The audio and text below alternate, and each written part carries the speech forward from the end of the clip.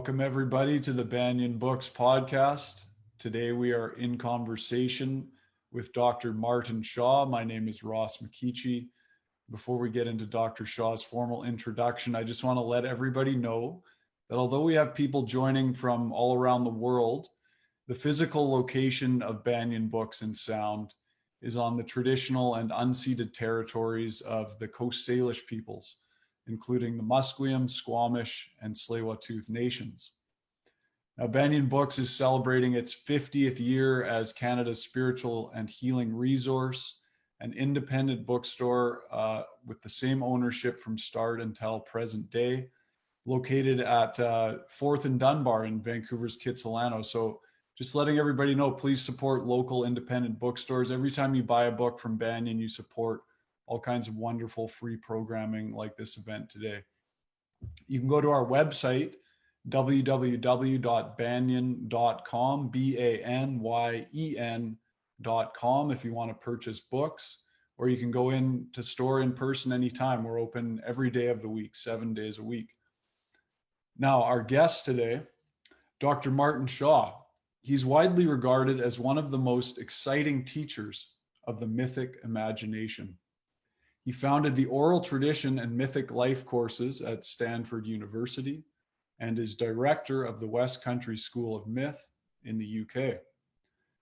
Dr. Shaw has introduced thousands of people to mythology and how it penetrates modern life, and for 20 years has been a wilderness rites of passage guide, working with at-risk youth, those who are unwell, returning veterans, as well as many women and men seeking a deeper life. His essay and conversation with Ai Weiwei on myth and migration was released by the Marciano Arts Foundation. And our guest is author of the award-winning Myth Teller trilogy, including A Branch from the Lightning Tree, Snowy Tower, and Scatterlings.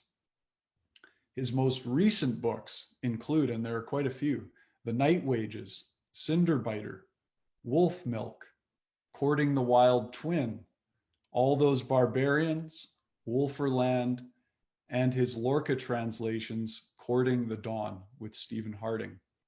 Today, Dr. Shaw is with us in conversation about his newest book titled Smokehole, Looking to the Wild in the Time of the Spyglass. Smokehole is a passionate call to arms and an invitation to use these stories to face the complexities of contemporary life, from fake news, parenthood, climate crises, addictive technology, and more.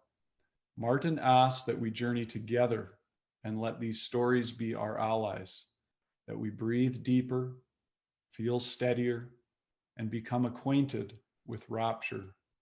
He writes, "It is not good to be walking through these times without a story or three by your side." Banyan Books community, please join me in welcoming Dr. Martin Shaw. Thanks for joining us today, Martin. Thank you, Ross. Now, we're picking up kind of where we left off in our last conversation. It's almost like a perfect continuation. And I'll encourage everybody to watch. If you're looking for our last conversation, it was back in March 2020 when the lockdown was first happening. And you were just completing your quarantine at your cottage there so you could go back and see your daughter. And you had recently written an essay titled, same as this book, Smokehole, which we read out in that conversation. Now, I'm wondering if you can fill us in. What's happened from that time to the writing of this book to where we are now? Certainly. Hello, folks. So yeah, I think, Ross, that actually the last time we spoke was probably the first time I'd ever had a Zoom experience. Like everyone else, I've now had about 10,000 of them, so I'm a little bit more savvy. But yes, I was alone in the cottage, as I have been for an enormous amount of the last year, waiting till I could see my daughter again. I'm pleased to say that we were reunited and all is well. And in England, for sure, there were periods where we were able to get out and about a little bit, but an enormous amount of the last year has been under one form of lockdown or another. Now, one of the things that I had petitioned for at the beginning of this experience was to pursue it possibly more as an experience of solitude than isolation. Language gives away a lot about our kind of collective anxiety, living with uncertainty, as opposed to the, what would I think of it as? What would I think of living with uncertainty? I'd call it negotiating the mysteries. Very different, very different. So I was determined not to slip into my form of bad language as I went into this journey into the deep interior. Now, I have to be honest, I think at the end of last Christmas, as we went into the new year, I really started to grind my teeth a little, and I was finding it difficult for all the reasons that we all do. And I realized at that point, I probably had ruminated on enough to have something to write or communicate about this experience we're all in. I didn't want to hurry it. I didn't want to speak prematurely.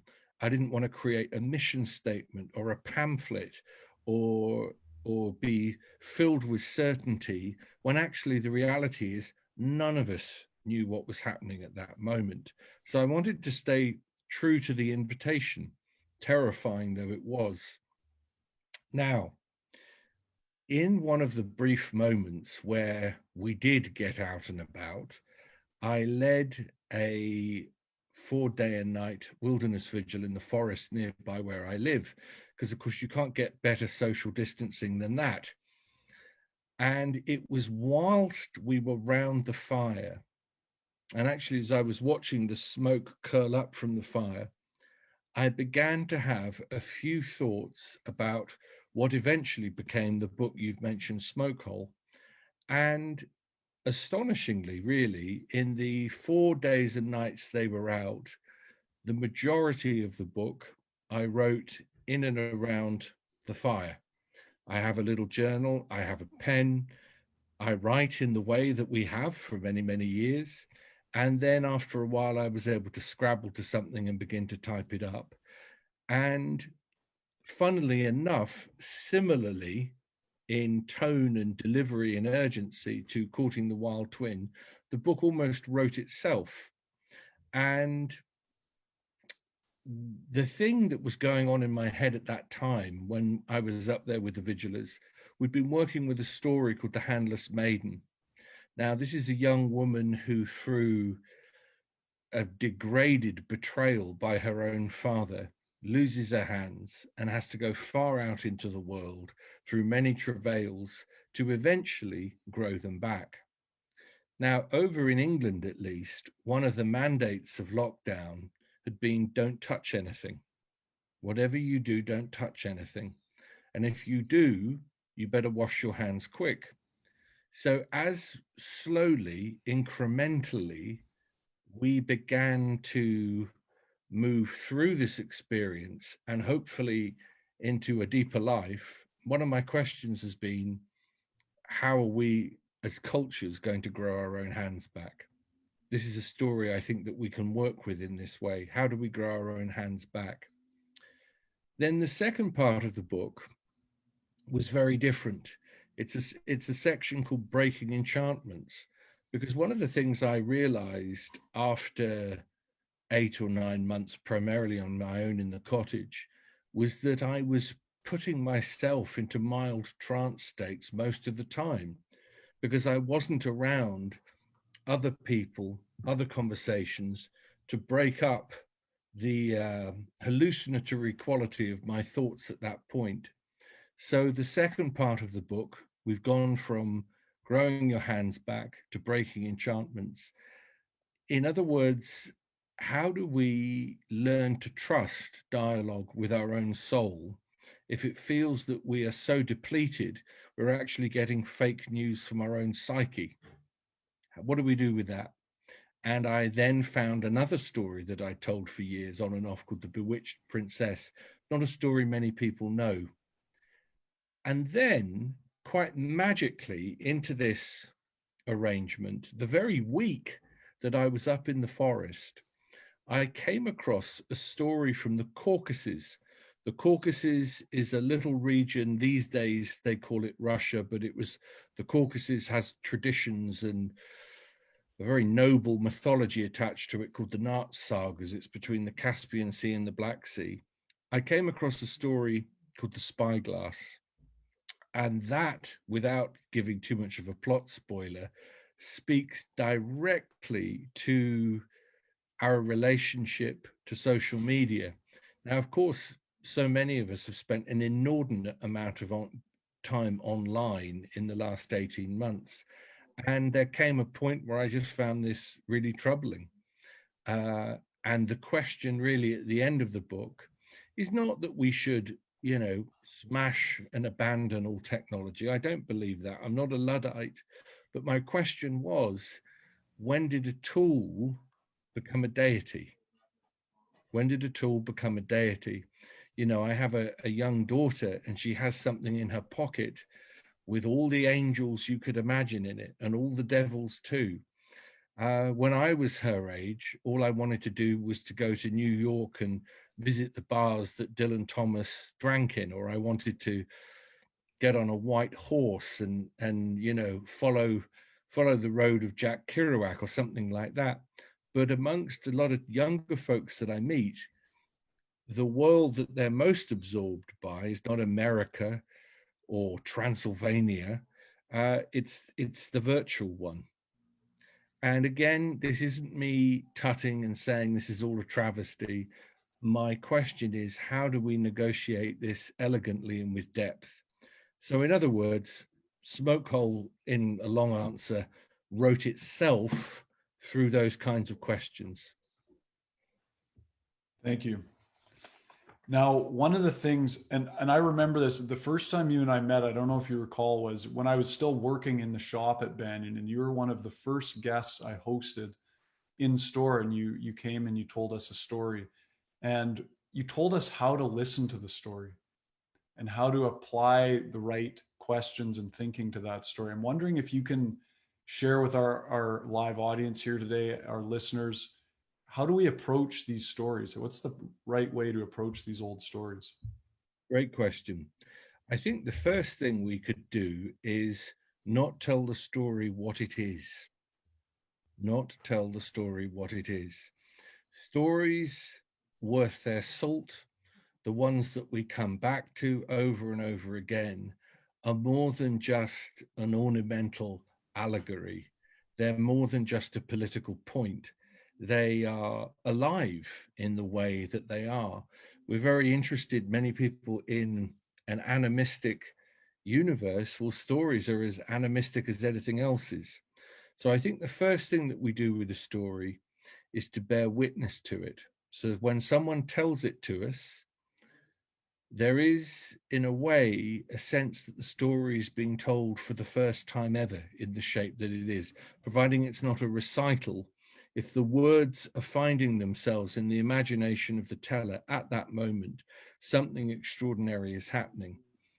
And you may recall what I would ask the participants. I'd say, where do you find yourself in the story? That is not the same as saying, what the story means is this. That is like shooting an eagle out of the sky. It is a neutering, castrating, bullying, foolish and naive thing to do. The story is speaking directly through images to the 30 or 200 or 2,000 people that are there in very unique manner. So for me to say it means this is to flatten out all the different nuances and dialogues that are going on in the participant's heart. So the best description of that for your audience is this. Think of it like acupuncture. And as the story is moving around your body, I'm putting these little needles in. And for someone, all the heat is here in the shoulder. But for someone else, it's all about the kidneys. For someone else, it's all about the liver. And all I do is listen deeply in a diagnostic fashion to where in the room the story is landing. And in an almost divinatory sense, within an hour, by listening to where people locate themselves in this tale, it's almost as if I have a kind of x-ray of the room, of the spiritual conditions of the room. But I do it in a, I hope, a reflexive and soulful manner, rather than stretching the story out to audition for the polemics of 2021. Thank you. In the book, early on, you talk about the importance of metaphor and image, Yeah. and how it's really very important to our sanity right now, and its presence in folk and fairy tales is very significant. And how can the presence of metaphor in these old tales help us in the modern world? I think life falls apart rather quickly if you have no metaphorical sense of it. Now, I'm going to give a slight caveat when I mention the word metaphor. There's a danger with Western approaches to storytelling that when you say it's all metaphor, in a sense, you reduce the images of their primal impact on you. It can make them seem safer or smaller or easier to corral. That's not what I mean. But it matters to me that when we go through profound experiences of human beings, usually when we're tested, usually experiences of heartbreak or illness or profound uncertainty, there are images. We are tuned in the caribou dust of our bones. We're absolutely tuned to thrive on stories and images, to chew on metaphors, because what they do is give meaning and sustenance to the seemingly arbitrary chaos of our own life. They have a kind of ordering principle to them. They give a little dignity. I remember the first time, I must have been 16 or 17, when I first had my heart broken. And I remember it happened on the phone in a little call box in England. And I went home, and this was a catastrophic event, but no one had the language to give the seriousness of the event the weight it needed. So people said, well, you'll get over it. It'll be all right. How bad can it be? I needed someone to say, tonight, all the crows landed on your roof. That was it. Just that little bit of beauty and sobriety and metaphor was needed for me to feel as I breathed, yes, something is acknowledging the spiritual weight of the walloping I've just gone through. So that's why I think metaphors matter. We've become very mechanical, haven't we? Yeah, I think we have. And I think especially in the last 18 months, we've been so stretched on the rack of statistics and, uncertainty and worry, for reasons that I think are not hard to understand. I don't think it's all sort of manipulation. I think they're very real concerns that we've been living through as cultures. But the soul, our sense of the marvelous, our sense of gratitude, all of that gets compromised when our adrenals are shattered and we move just into a sort of survival speak. And actually, when you go through something as immense as what we are going through, the only language that really does justice to it is what James Hillman used to say, has a poetic basis of mind. If you, this is, forgive me, I'm kind of mainlining Joseph Campbell at this moment, but I'll say it. If you have the facts of the matter, you have one thing. But if you have the story of the matter, it's entirely different. People would say, what would they say about myth? Myths are a beautiful lie that tell a deeper truth, something like that. They never feel like lies to me. They feel like they are unearthing what the Mexicans call the river underneath the river. There's something going on in, here's a big word, the chthonic, in the subterranean. And what we need in a moment like this is deep sea divers. We need people that can dive into the condition of our times, come up without getting the bends, and speak beautifully, honestly, and powerfully to others. So we start making myth from it. Last time we spoke, you and I shared a couple of messages afterwards, and you had shared a post saying you thought maybe you'd said a little bit too much for where we were actually at on the cusp of this pandemic. And you said that the process that would helped you to realize, oh, we're at the threshold portion of the initiatory experience. Can you tell us a bit about the threshold, the return, and this initiatory process, and then maybe comment on a guess where we might be at now? Yes, of course. So what Ross is referring to, and some of you will know this very well, is within wilderness rites of passage and myths, I have to say, from many parts of the world, there is an architecture to them. There is a rhythm to them that we see again and again and again.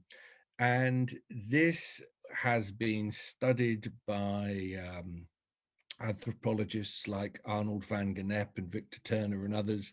It comes through the School of Lost Borders a lot in Britain. I'm sorry, not in Britain, in the States. Great Stephen Foster, Meredith Little, wave to everybody there. So we see within myths and many initiations 3 stages, what they call severance, threshold, return. There are other phrases, but that's how I know it best. The severance is when you are usually fairly dramatically taken from the life that you were expecting and thrust into often fairly dramatic, startling trials. Now, in my work as a wilderness rites of passage guide, that part of the encounter, the threshold part, the dreaming part, the visioning part, the underworld part, usually takes place when you are out in the forest fasting on your own for 4 days and nights. But we all have been in a kind of rather bizarre variant of that in our own little huts, homes, hotels, or wherever we've been quarantined. Our souls in some way are very ancient, and they look around and they go, oh goody, something's happening at last. I'll send up strange divine messages and see if my friend, my body, pays any attention to them. So that usually within a story, for example, if I was telling the Odyssey, this would be the threshold period would be Odysseus trying to get back to Ithaca to be reunited with his wife. So in other words, it can last a long time. Then finally, you have what they call the return. Now, the return is when in wilderness rites of passage speak, you return from the forest, fingers crossed, with some sort of insight that the community in large find useful. Now, where are we in terms of that? Because we are in a much more porous situation than a traditional rite of passage. There's no guarantee, I would suggest, that collectively we come out of this wiser. Some of us will, some of us won't. And I also think that any sense of let's get things back to normal or as they were misses the great soulful opportunities of what has actually been a very difficult experience. So where are we within that triad?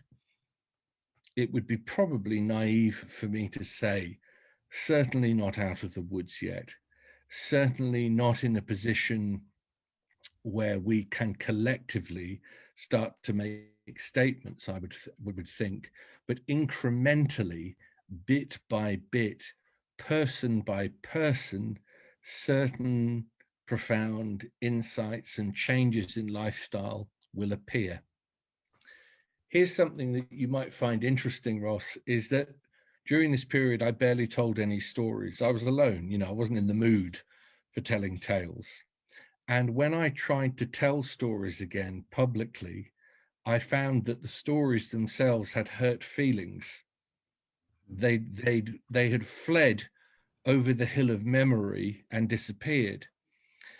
If you tell a story 100, 200, 500 times, it starts to follow a rhythm that is very faithful. In other words, it will get you from one end of the story to the other, and the images you're seeing as the teller don't change very much. It's a beautiful thing. But I found when I went back into this, none of that worked anymore. All the stories were malfunctioning, and I've had to do all the heavy lifting all over again. So I warn audiences now when they come and see me that don't expect a smooth ride, because I'm in a process of reimagining my relationship, not just with the stories, but actually my friendship with the story all over again. So I'm seeing them in different ways.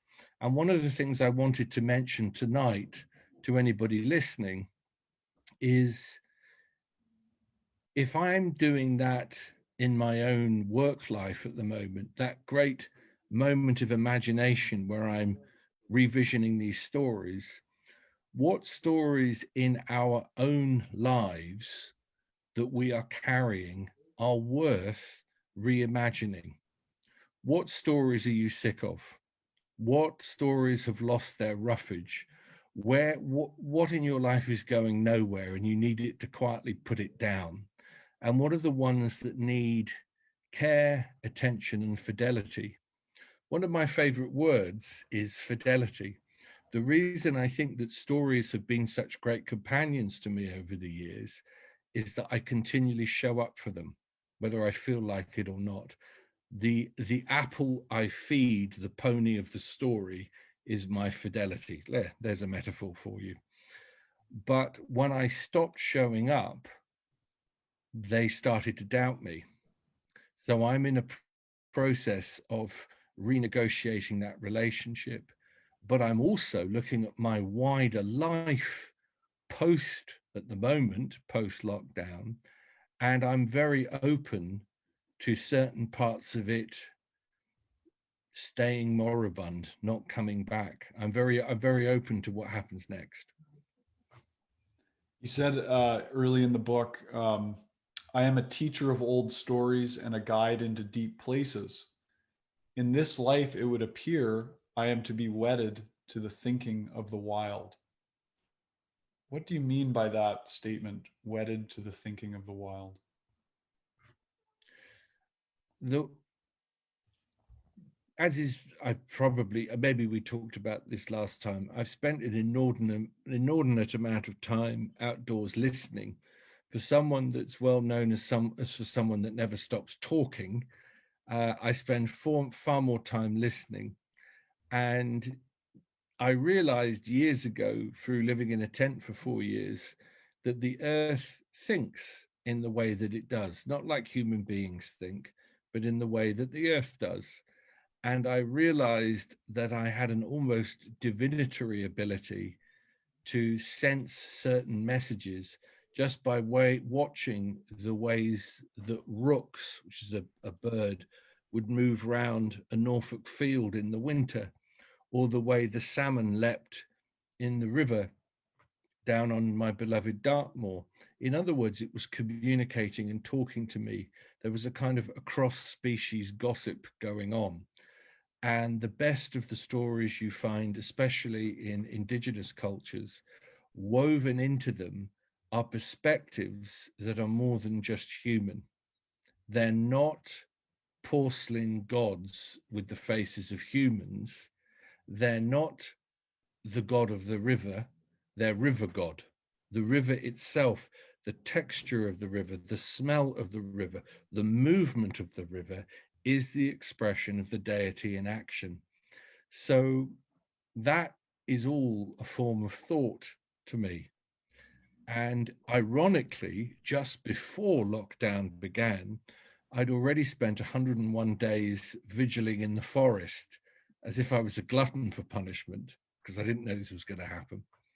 So I was already pretty tuned to what I call the thinking of the wild. Yeah. You talk about it in the book where during that 101 ceremony vigil that you completed, you asked the woods this question: how do you want me to love you? Can you speak to the power of this kind of inquiry in any kind of relationship? I can. I can. And if I do that, I also want to mention the man who first named that. He's an extraordinary writer and thinker called John Lee. And John Lee talked about that in terms of human relationships, men and women, whatever relationships you have.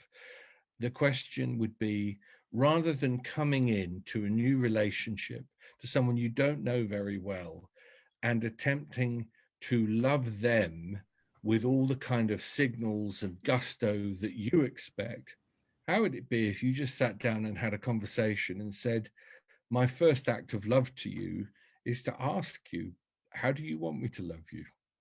How is it? You don't have to agree with everything they say, but you have to be available to listen and digest. So the important thing for me about the vigil in the forest was that I was not in any kind of devouring mode. I wasn't there to become wiser. I wasn't there to use nature as a backdrop while I processed something in my own life. I was there as a messenger of that place if it wanted to use me. And as I circle back to that word I keep using, fidelity, I was going to deliver fidelity to this place because I was going to come not just when I felt like it, not just when I felt enthused or emotional. I was going to turn up whatever the weather and listen and listen and listen and listen. And of course, it led me into the most dramatic of circumstances, but I didn't see that coming at the time. It's changed me.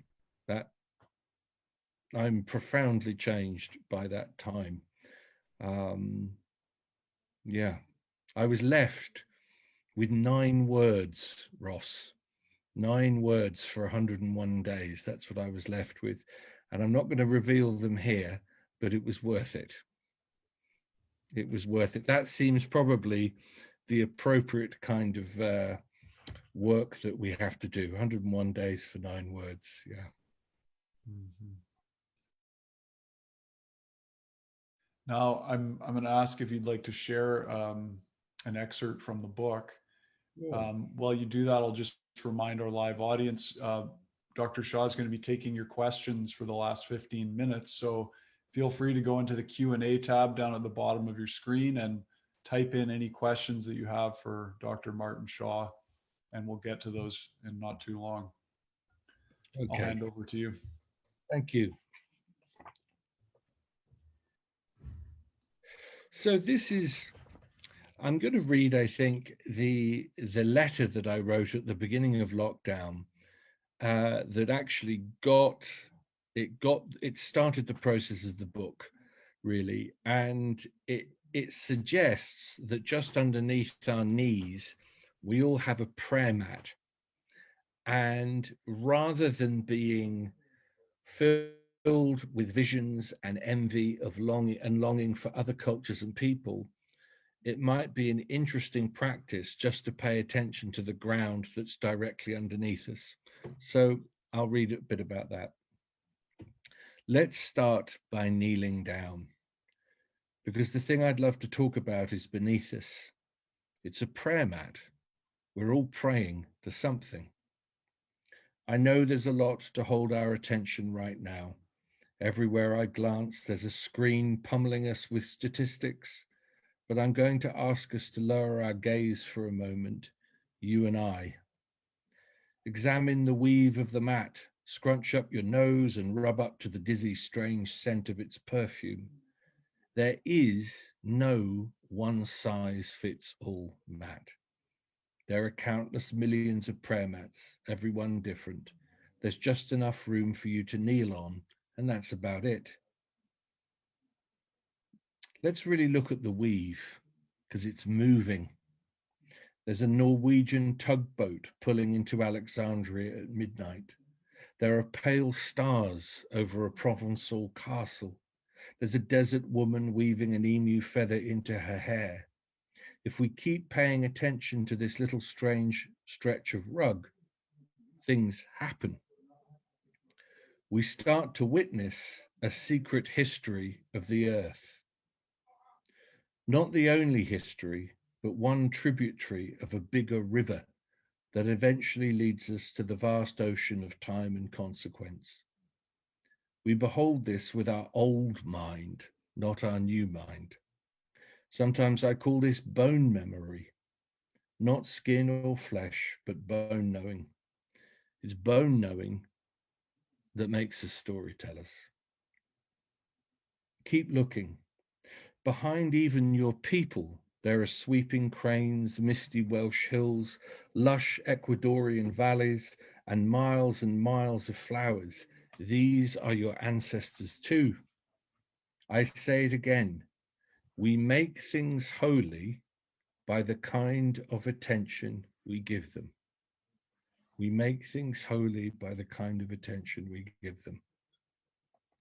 At a time when we are begging for a new story, it may be the stories we need are supporting us right now, if only we would lower our gaze.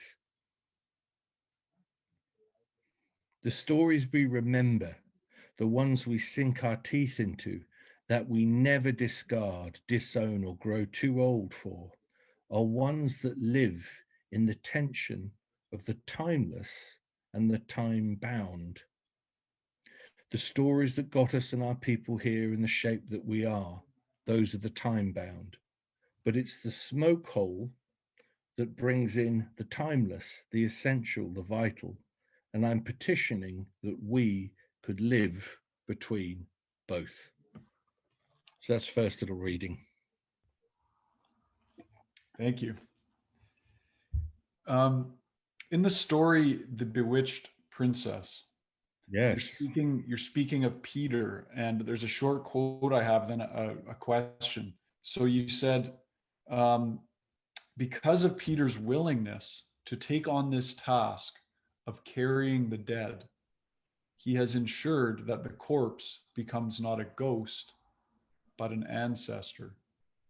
Now, my question around this is that the current time we're living in, not many folk have an understanding or awareness around the significance or importance of honoring the dead and acknowledging or giving gratitude to those that came before us. So I'm wondering if you can help us here to feel the significance of that.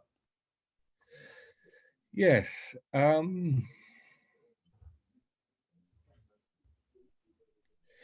I know many of us are living rather haunted lives. Some of us have become, ventriloquists for other people's ideas. We've become little more than holograms, some of us.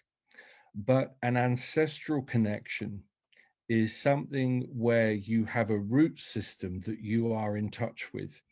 An ancestral connection means that you're not floating slightly off the ground. You mentioned in the introduction an artist who I once wrote a book for, Ai Weiwei, or wrote an essay for. And the first question he asked me when I walked into his studio is, do you have the bones of your dead with you? And he wasn't kidding. Where are the bones of your dead? Where are your people buried? These things mattered to him. And I think that an ancestral connection is something that offers sustenance, as I said, a root system, and means that we live lives of significance rather than just being ghosted from place to place or haunted from place to place. Now, Ross, I'm going to stop for a moment. Next door to me in my cottage, there's lots of men smoking cigars and drinking wine, and they're getting a bit noisy. So I'm just going to knock on the door. While he's doing that, just a reminder, I see some questions are rolling in from everybody that's here live. So please keep them coming. We'll be getting to those in about 5 minutes. Martin, there's the theme around the internet, smartphones, social media, internet porn. You spoke to, your daughter having this phone in her pocket. What are you seeing about these times that we're in that we need to stay really alert to as a culture?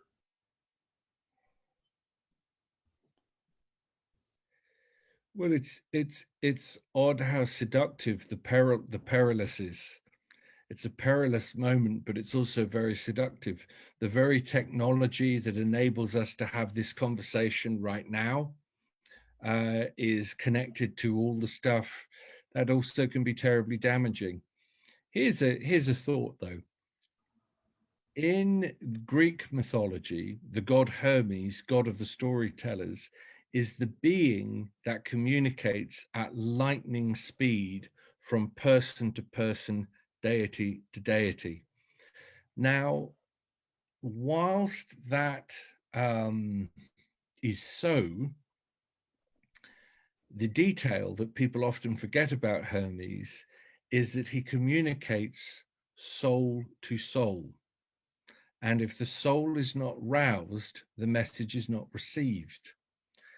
And so when people say to me, aren't you glad we're living in a Hermean age? I say, no, this isn't Hermean age, because it is very rarely the soul that is being communicated with through this type of technology. For me, it's often the loin or the mind. But this terrain around here, when I'm gesturing towards the heart and I'm gesturing towards the soul, it is different. The soul is prone to nostalgia and strange kind of missteps that it's asking you to pay attention to in your own life. It values strange kind of inefficiencies. Where I live in Dartmoor, our houses are always falling down because they're so old, and it requires the village to put them back together again. Especially houses where the roof is made out of hay. So this notion of self-sufficiency, for example, that we're all so addicted to, it's not good village behavior in some way. We need to need each other. Yeah. Mm-hmm. On this topic, there's another quote. You said, and this is again in reference to the Bewitched Princess. In every story in this book, there's bad deals and possession states, terribly contemporary. What stands behind beautiful people, seducing you to answer to bewildering and impossible questions? If you replace the mention of questions and replace it with standards, then we catch a glimpse. These berserk oligarchs of empty beauty who sit in their throne rooms of Instagram and TikTok, starving and disorienting their subjects with expectations that can barely be met. And like the Bewitched Princess, there's sometimes something older and savvier behind them, pulling on the strings. Dare you tell us a bit about that, something that's older and savvier behind them? We that would require another 3 hours of serious conversation, and it would also, we would need to look at the reality of evil, and that requires certain sort of parameters. I can go there. So without being able to do that in the time that we had, yes, in any, I don't want to generalize, but in many cultures worth their salt, there is the notion that there are energies in this world that do not wish us well. We can talk and be advocates, and we should, of the business of love and kindness and decency and grace, and we should attend to those things. And that's what I try and do in my own life. But that doesn't mean there's not wild, difficult, ingenious, darker energies out there too, especially ones that can influence younger people, especially. So what I was beginning to get at was that kind of thing, really. In the story you're describing, there's a beautiful young woman who gives riddles, but what's standing behind her, supplying her with that information, is not the beautiful young woman, but an energy called the hostile mountain spirit. That is not a good thing. And you'd have to read a bit more about the book to get a sense of that. Or, and this isn't a plug really, but you'd have to come to my school and study with me, where I really open that door. Who wouldn't want to do that? I would love to come and do that someday. Oh, I hope you do. And I'll reiterate, this is a wonderful book, especially for this times. And I know I'm going to open it up regularly and refer to it. Okay, some questions from our live audience. The first one is from Christine, and Christine says, thanks so much to all involved. My question is, I'm in a big inner transition, initiation, or death, and I don't even know exactly what it's about, just that it's happening. Can you speak to helpful approaches in a situation like this? Just read, did you reread it to me and then I'll Sure. respond? She says, I'm in a big inner transition, initiation, death. And I don't even know exactly what it's about, just that it's happening. Can you speak to helpful approaches in a situation like this? What is the name of this? Is it a young woman? Christine, yeah. Well, hello, Christine. Bless your heart for asking the question. There are a few details about you I don't know, and we won't have time for that at this second, other than initiation always, an initiatory experience always has an element of death within it, and it has a bit of danger within it. However, an initiation in a traditional culture that understood it would have people around, usually older, that guarded the parameters of the encounter to make sure that you didn't literalize the whole thing, that it actually became an experience of losing your own life. That's where, of course, symbols and rituals and what's that word we used, Ross, metaphors, come in. I've worked a lot over the years with young people, often ironically at graduation, who at that very moment where theoretically they're opening up towards the world have been assailed with thoughts of suicide or ending their life. And an image I want to give you is of a Scandinavian image of something called a cinderbiter. And it's a period of time where a woman or a man lies by a fire, usually over the winter, and doesn't do very much. They just drift and dream and drift and dream and drift and dream. And from a distance, it looks like they may not even be alive anymore. But it's understood to have a sort of sacred integrity. They are, in fact, doing this business of biting the cinders, dreaming by the cinders. And actually, in those cinder biting stories, there comes a point where the thing that actually saves culture can only come from the cinder biter, not the queen, not the king, not the magician, not the farmer, the cinder biter.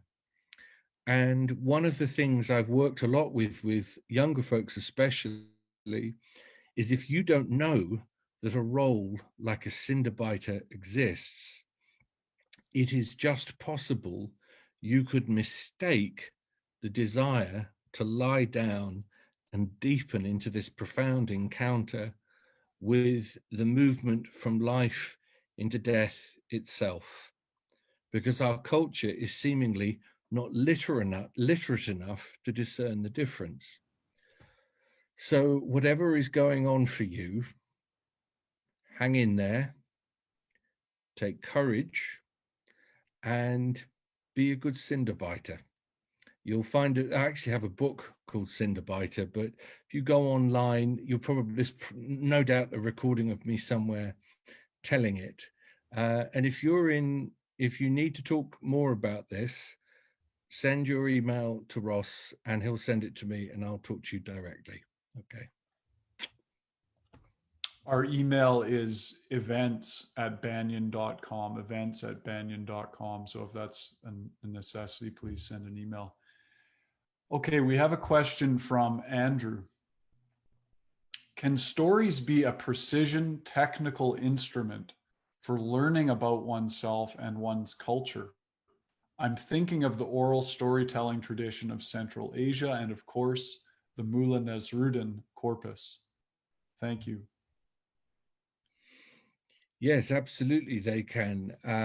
They can be extremely precise, and they can.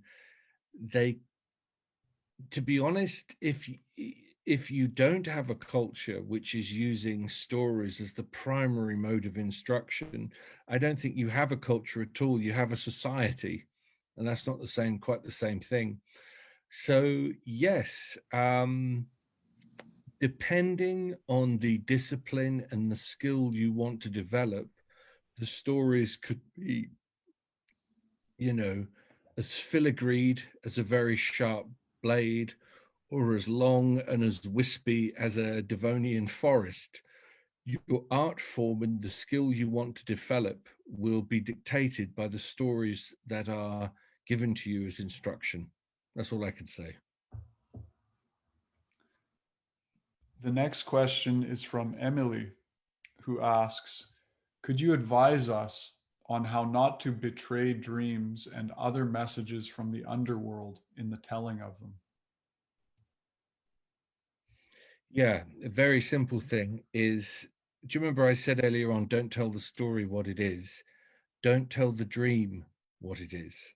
And to honor, one of my honorary ancestors, a man called James Hillman used a wonderful phrase, stick to the image when it comes to dreams. It's okay to tell your dreams, but as soon as you say that the black snake that appeared is actually your mother, the dream is over, because you're now interpreting the dream. It doesn't make, all these books where it's like, okay, what does the snake symbolize? Oh, all my teeth disintegrated. It means I'm anxious. Of course it bloody means you're anxious. Anyone can see that. But dreams and the portrayal of dreams is a wonderful question, because it's very similar to everything I said earlier on about stories, fidelity, showing up, not telling the story what it is. It's fine to speak of your dreams. Dreams have they are a personal mythology, and they have prophetic energies in, providing you just don't analyze all the nutrition out of it. So just don't tell when I have a powerful dream, I draw it rather than tell it. I draw it rather than write it down. Thank you. Randolph asks, please add a little more context to your deeper meaning of the word fidelity and how one may apply that in life. Sure. The reason I keep coming back to fidelity is so many of us are basically hardwired to do things as long as we feel like doing them. So in other words, if you're in a state of, rapture, you're going to keep turning up to a story or to a stretch of land because it's giving you something. Well, what happens when it goes silent? Are you going to keep turning up? The reason I went to the forest for 101 days was that I knew there'd come a point where I would be desperate for this to finish, and it was going to be a test to see if I had the stomach for it or not. Because I see this again and again, really. I have to say, it's part of the spirit of our age. that we're wired to do things as long as we feel we're getting something from it. And the reason I think that I have some success in the work that I do is not actually that I have excessive amounts of talent. I just have the stomach for it. I just have the stomach. You just keep turning up. You have to do this in relationships. You have to convince a story that you're serious. And the way you do that is you say, I will be here 3 days a week until you tell me you don't want me to be here anymore. You ask the story again, how do you want me to love you? What's the kind of libation you require? What is the kind of dialogue that we need to enter into? In other words, you get clear on what temple you are serving in. Without fidelity, we move endlessly from flower to flower to flower to flower, taking the pollen from each, but never really deepening. And I tell you, that makes you a gigolo, but not a husband. And at almost 50, I'm more interested in husbandry. I'm much more interested in a kind of steadfastness. You know, the thing that's most alive for me at the moment is a kind of interior code of gallantry that I want to develop as I get older. About modes of behavior. How do you want to behave? Does such things as good and evil exist? What are you going to stand for? And the really big question for me at this age is how do you earn your name? When I was small, when I was a little boy, I thought about that all the time. How do I earn my name? And what does the name Martin Shaw mean? And at this age, when I say, how do you earn your name? It's nothing to do with worldly success. It's not to do with being famous. It's not to do with having a podcast. It's just being clear about what you love, what you defend, what you stand for. And for me, fidelity is a big part of that. Thank you. I think we have time for one more question. And this is from Remick, who says, an indigenous elder said we are living between mythologies, where the old one is dying and the new one is not written yet. How do we give rise to the new mythology or new collective story as a changing culture? Okay. That's a very interesting question. I've never heard it framed like that, but that's very good. I think there's a difference between a mythology and a story. We are story-making beings. We will inevitably create stories about the moment that we're in.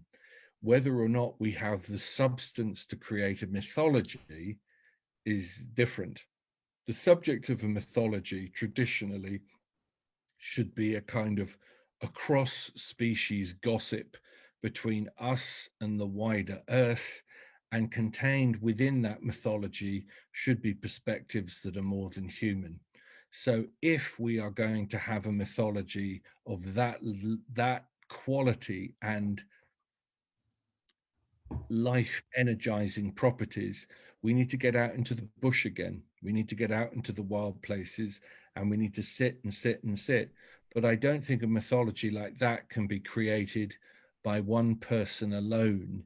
It is a sort of a mass event, and you can't find it, I'm afraid, hunched over your laptop in, London or an urban environment. I work in urban environments all of the time, but my listening at this point is to the more than human.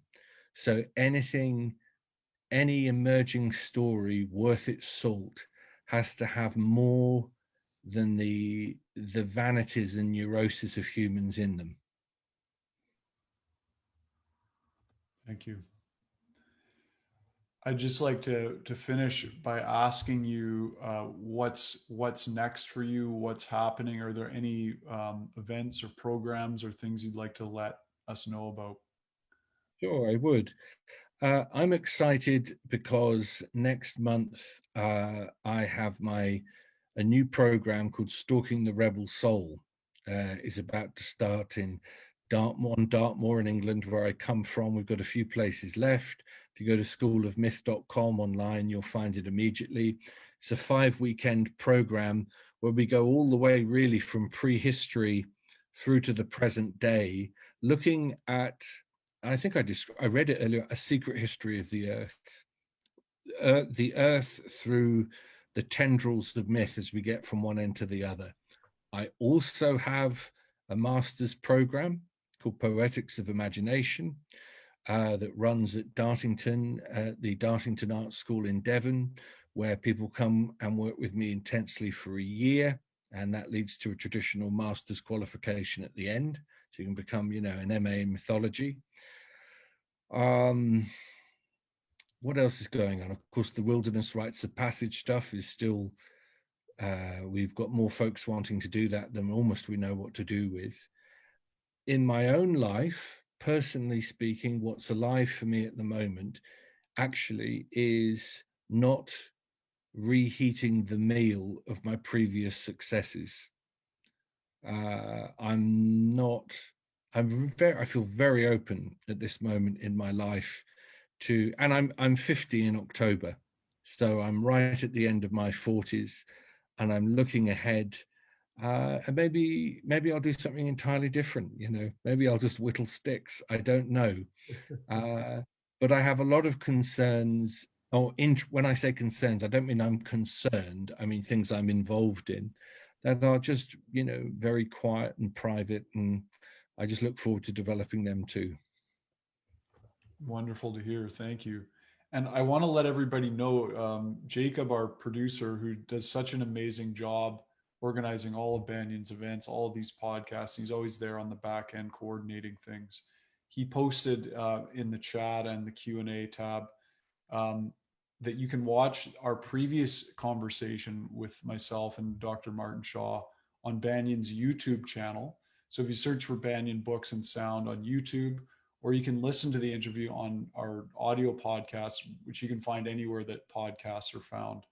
The title of that podcast was Dr. Martin Shaw, Pandemic and Mythic Meanings of This Cultural Moment. So it's a nice connective interview with the one we've just done. And thanks, Jacob, for reminding everybody about that. Thanks to everybody at Banyan Books, and of course, Dr. Martin Shaw. So much gratitude that you took the time to join us today. Thank you, Ross, and hello to everybody out there.